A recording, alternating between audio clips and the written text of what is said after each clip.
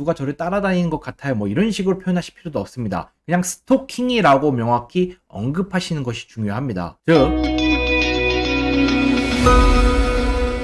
안녕하세요. 훈이로TV의 김기훈 변호사입니다. 자, 이번 시간에는 스토킹을 당하고 있다면 어떻게 대응하는 것이 가장 좋은지, 법이 이에 대해서 어떻게 규정하고 있는지, 경찰에게 도움을 요청할 수 있는지 한번 설명드려 보도록 하겠습니다. 먼저 이 스토킹이라는 것은 스토킹 범죄의 처벌 등에 관한 법률 제2조 정의 규정에서 이를 명확히 설명하고 있습니다. 상대방의 의사에 반하여 접근하거나 진로를 막거나 연락하거나 물건을 전달하거나 이러한 것들을 모두 스토킹이라고 표현하고 있습니다. 우리가 일반적으로는 막 따라다니는 것만 스토킹이라고 생각하는데 그렇지 않고 진로를 막거나 자주 연락을 하거나 원하지 않는 물건을 막 전달하거나 이러한 것들도 스토킹에 해당합니다. 그리고 이제 스토킹 범죄 처벌법에서는 이러한 스토킹 행위를 지속적이거나 반복적으로 하는 경우에는 스토킹 범죄라고 명시하고 있습니다. 범죄, 즉 법에 따라 처벌을 받는 행위라는 것이죠. 그래서 스토킹 범죄에 해당하기 위해서는 두 가지가 성립이 되어야 되는데 첫 번째로는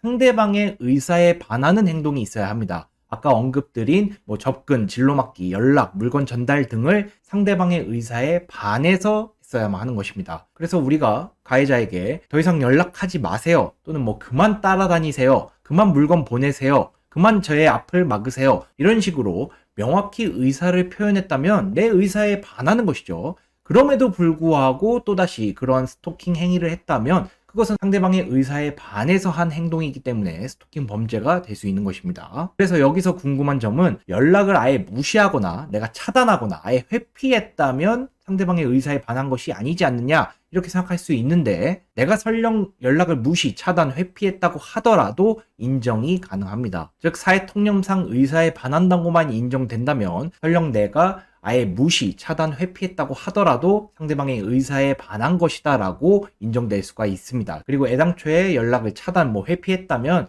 상대방의 의사에 반하는 것이기 때문에 그러한 조치를 취했을 가능성이 높죠. 그럼에도 불구하고 스토킹을 했다면 스토킹 범죄에 해당할 가능성이 높습니다. 그리고 두 번째로는 그러한 스토킹 행위가 지속적 반복적으로 있어야만 합니다. 그래서 우발적이고 일회성 행위는 원칙적으로 스토킹 행위에 해당하지는 않습니다. 자, 그렇다고 해서 수백 번을 연락하고 따라다녔어야만 인정되는 것은 절대 아닙니다. 그러니까 수차례만 했어도 이것이 지속적 또는 반복적인 것으로 인정된다면 얼마든지 스토킹 행위에 해당할 수가 있고, 실제로 하급심에서도 수차례만 했음에도 불구하고 스토킹 행위로 인정된 경우가 꽤나 많이 있습니다. 그래서 일회성 행위는 스토킹 행위로 보기는 어렵지만 수차례만 했어도 지속적 반복적 행위라고 인정될 수가 있음을 기억해 두셔야 합니다. 그래서 내가 만약에 지금 스토킹을 당하고 있다면 이렇게 대응하시기 바랍니다. 일단 112 신고부터 진행하시는 것이 중요합니다. 그리고 신고 내용을 얘기할 때 누가 저를 따라다니는 것 같아요 이런 식으로 표현하실 필요도 없습니다. 그냥 스토킹이라고 명확히 언급하시는 것이 중요합니다. 즉 제가 지금 스토킹 범죄를 당하고 있습니다 이렇게 명시적으로 일단 표현을 하셔야 스토킹 범죄로 취급을 하고, 스토킹 처벌법에 따라서 경찰은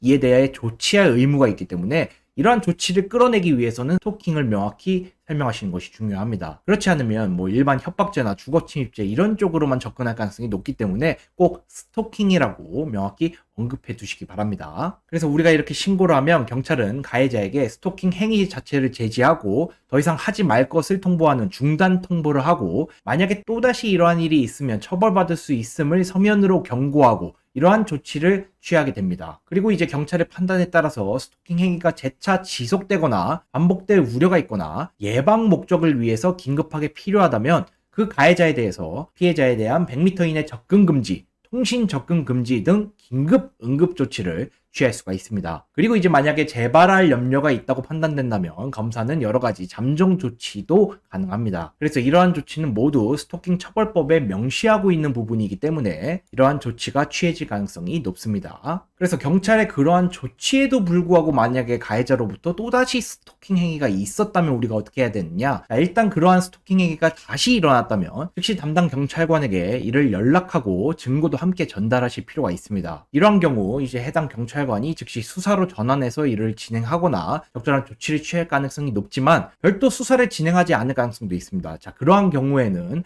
고소장을 바로 접수하시기 바랍니다. 고소장에는 당연히 스토킹 처벌법 위반에 따른 처벌을 구하는 내용이 포함되어 있어야 할 것이고요. 이러한 스토킹 행위 자체도 범죄가 되지만 이와 별개로 스토킹 행위 과정에서 폭행을 한다거나 무고 침입을 한다거나 이러한 것들은 별도 범죄를 구성하는 것입니다. 그래서 이러한 행위가 있다면 단순히 스토킹 행위를 넘어서서 별도 범죄 행위, 즉 주거침입죄, 폭행죄 이러한 것들을 구성하기 때문에 이 또한 신고를 하거나 고소장을 접수할 필요가 있을 것입니다. 그래서 스토킹 행위에 대해서는 스토킹 처벌법에서 여러 가지 사항을 규정하고 있기 때문에 이를 잘 활용하셔서 적극적으로 대응하시기 바랍니다. 자, 이번 시간에는 스토킹을 당하고 있을 때 어떻게 대응해야 하는지 설명드렸습니다. 다음 시간에 뵙도록 하겠습니다. 감사합니다.